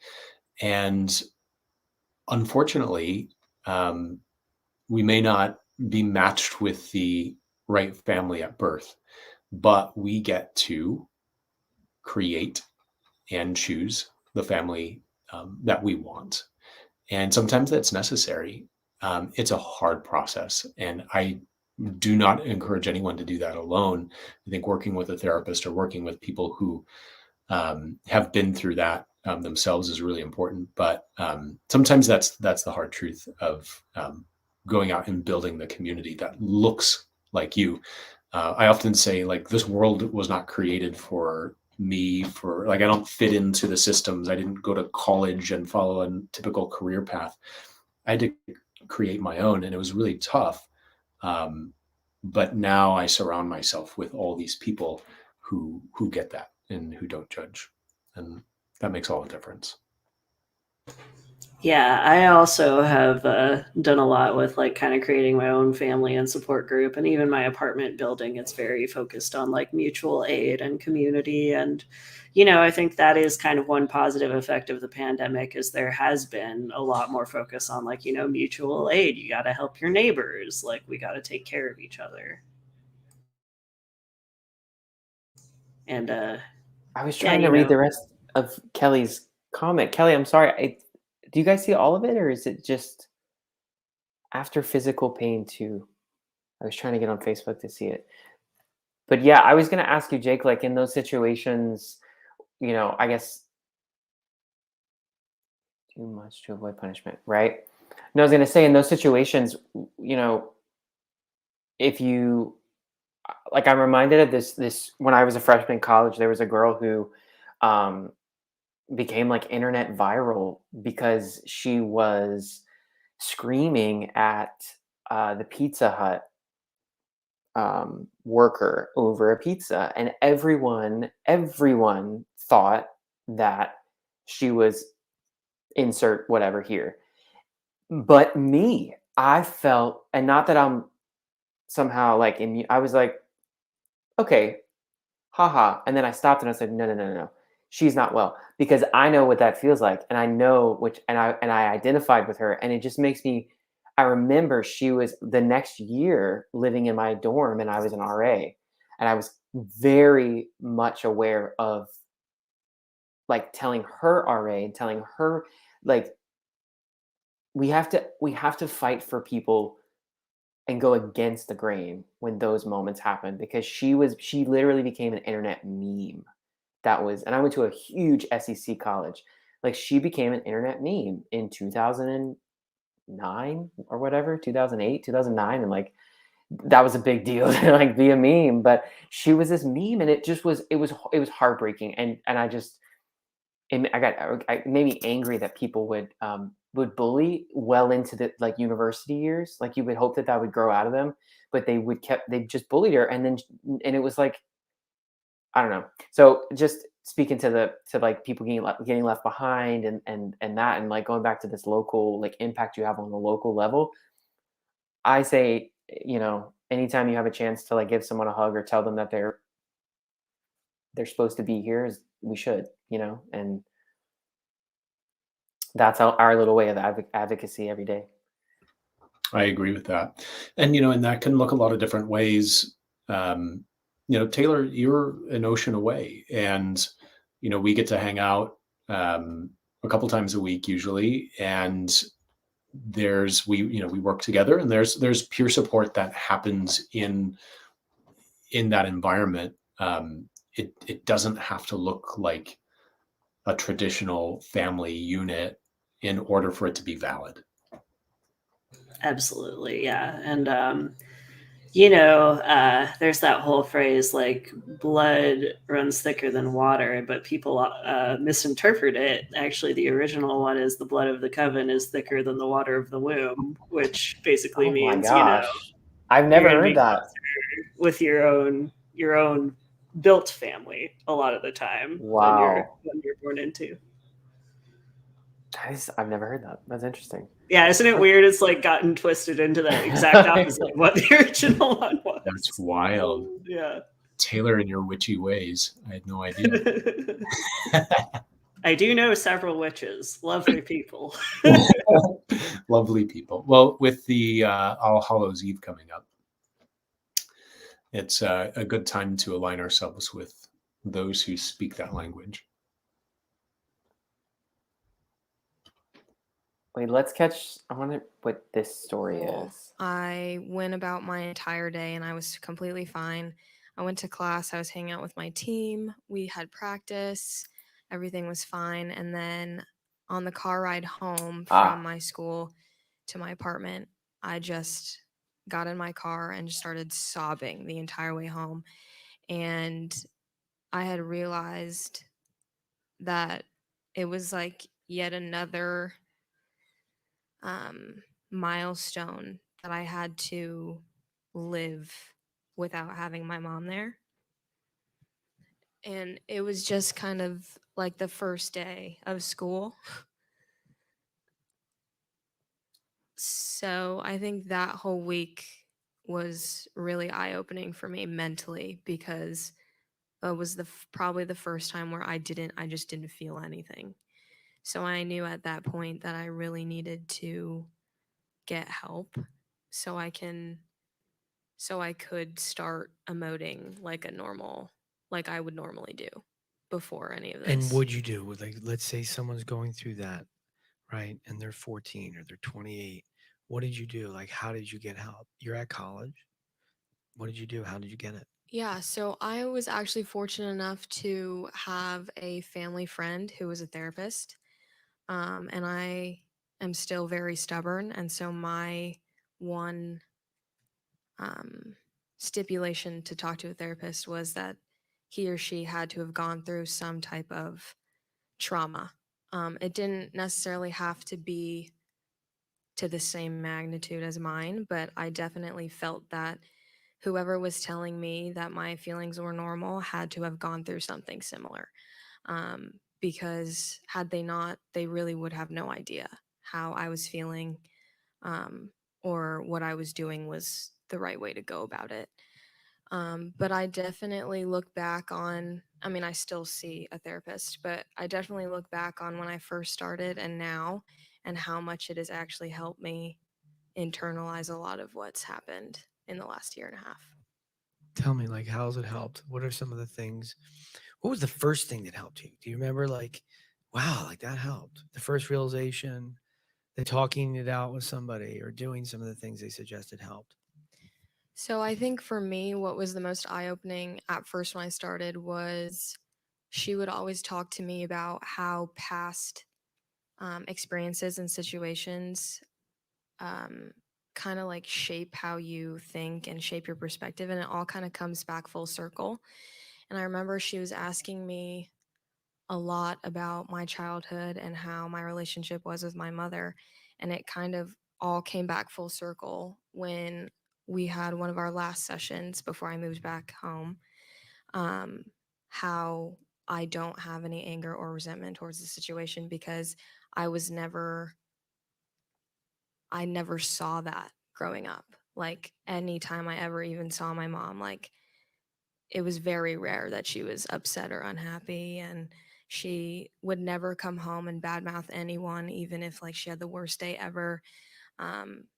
She kind of just embodied that type of personality. What do you attribute that to? Because a lot of times anxiety or comes when if you are really angry with someone, we don't let go of the anger for their sake. We let go of the anger for our sake, because it can affect us going forward. And what blew me away when we talked at the World Team Tennis event, have you been able to let go of anger? Did you experience a lot of anger, and how did you handle that? I never held any type of resentment or any anger toward the man who did this or the whole situation as a whole. I have feelings sometimes of like how it's unfair that I lost my mom when I was 19, and now I'm having to grow up even quicker than I was already growing up. But every now and then I always think to myself how everyone has their own issues and their own path that they have been chosen to take, and this is just mine. The wisdom and the love and the glimmer of light that you're tapping into is going to just rock people's world. And it's going to really have a major impact on people. Because if you can find love, they can find love. So thank you for bringing a lot of light into this room today. Thank you. And to this festival. Definitely my highlight.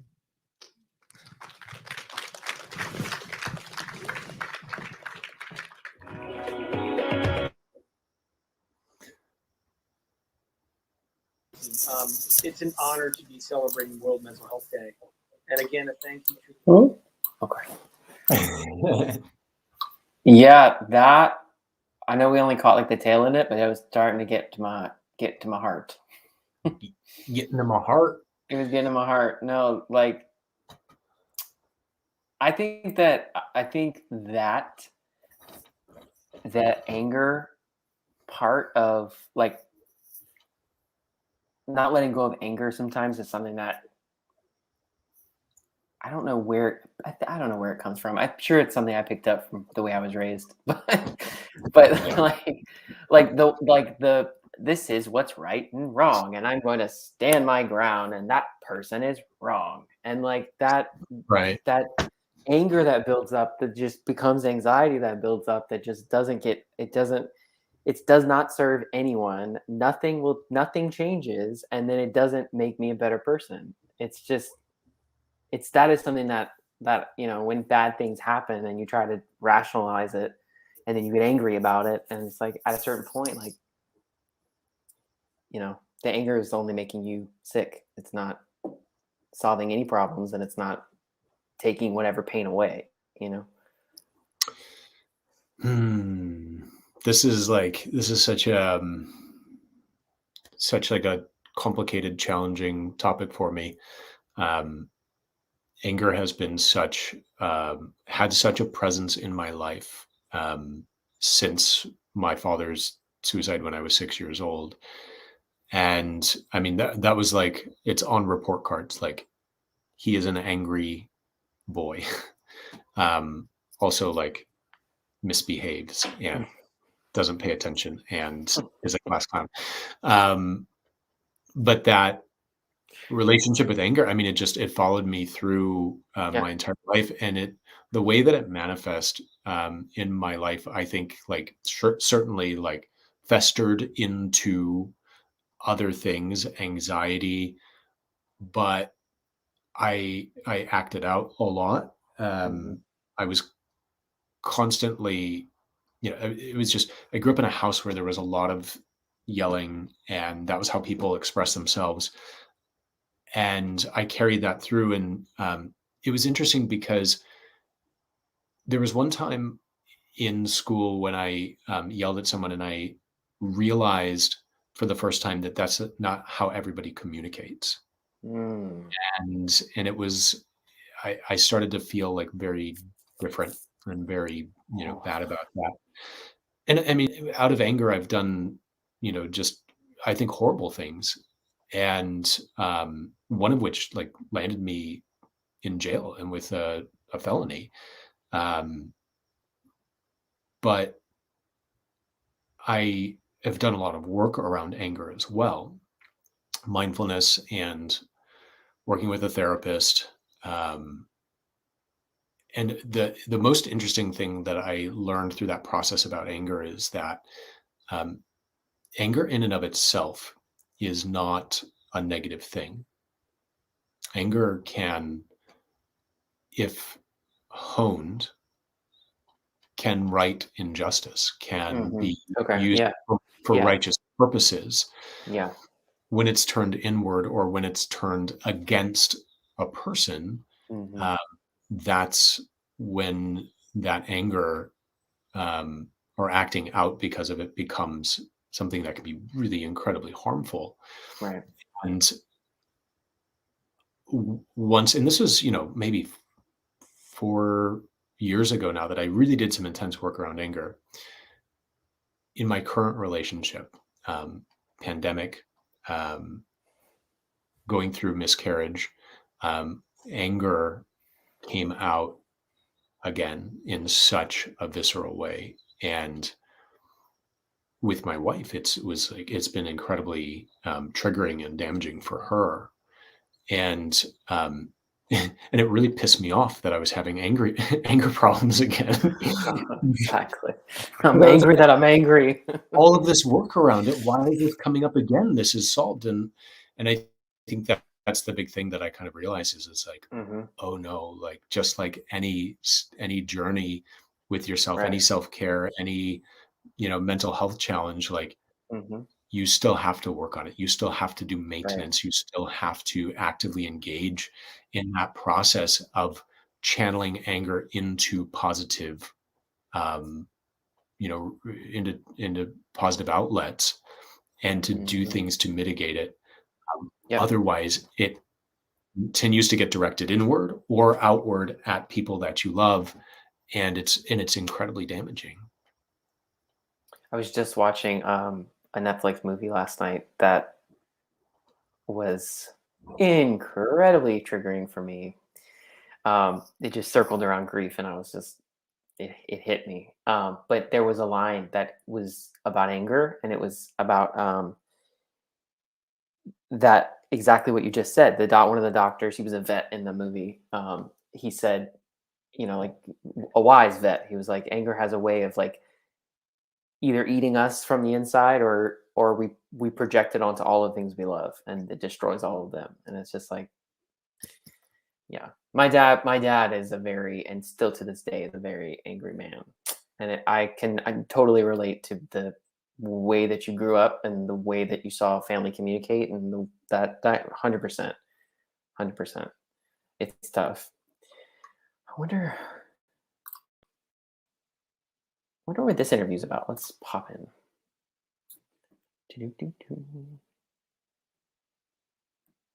I like to do is to say that we can read about something and say compassion is important, and we can hear somebody tell us compassion is important, but if we experience it, then we really know it's important. One thing I like to do, which is very hard in the Zoom context, but is to really, we look into another person's eyes just for a moment and we say, I see you.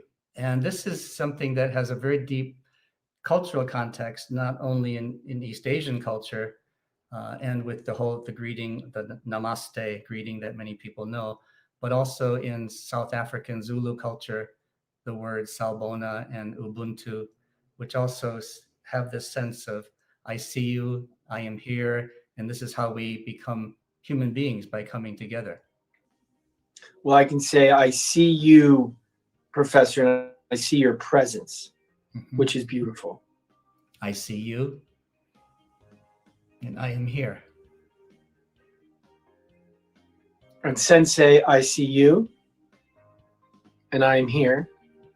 It really does create a sense of awareness to just slow down for a second. I call it the deathbed perspective. Every time I saw my parents, and my father in particular, for the last 25 years, every moment I wanted to look at it as if this was the last time. And it created, a pretty big intensity. I guess that would be heartfulness, right? My heart was filled with his presence, knowing that physical presence might not be there one day. And I did want to look back and be like, when I was there, I was there. Like I didn't miss him. And when he did pass away, I was deeply grateful that I was with him. And I wasn't with him every day. I was only with him a couple times a year, but when I was with him, I was.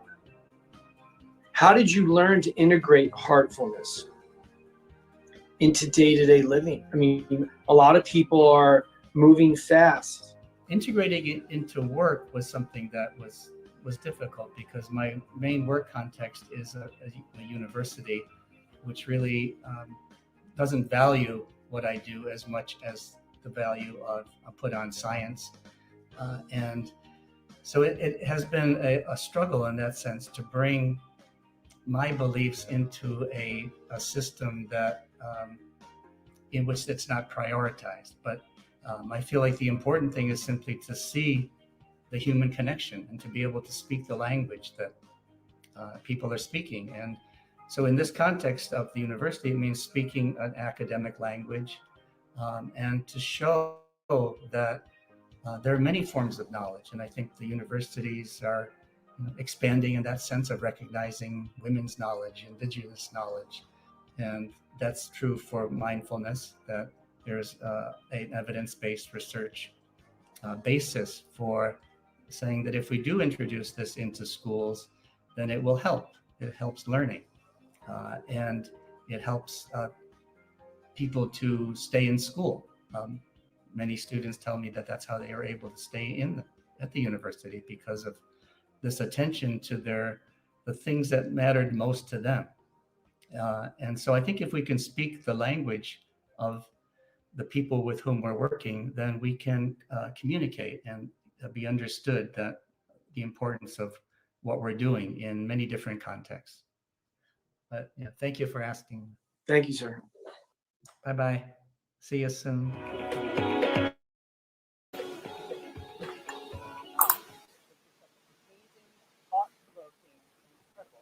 I was just. Oh, time to begin hang the on. concert portion of this evening, featuring my friend Jewel, hey girl, kill it tonight, Quinn 92, Hunter Hayes, and more. And remember, today is not only about giving mental health tools to the world, but also just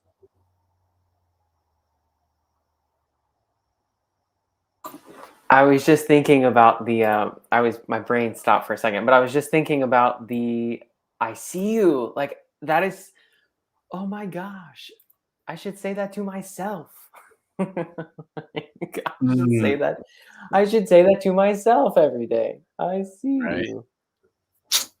Yes. No, that's a really good thing. I know that I've been in conversations where, even with my own family and my own spouse, where I should have stopped and said that. I should have stopped and taken a breath and understood. My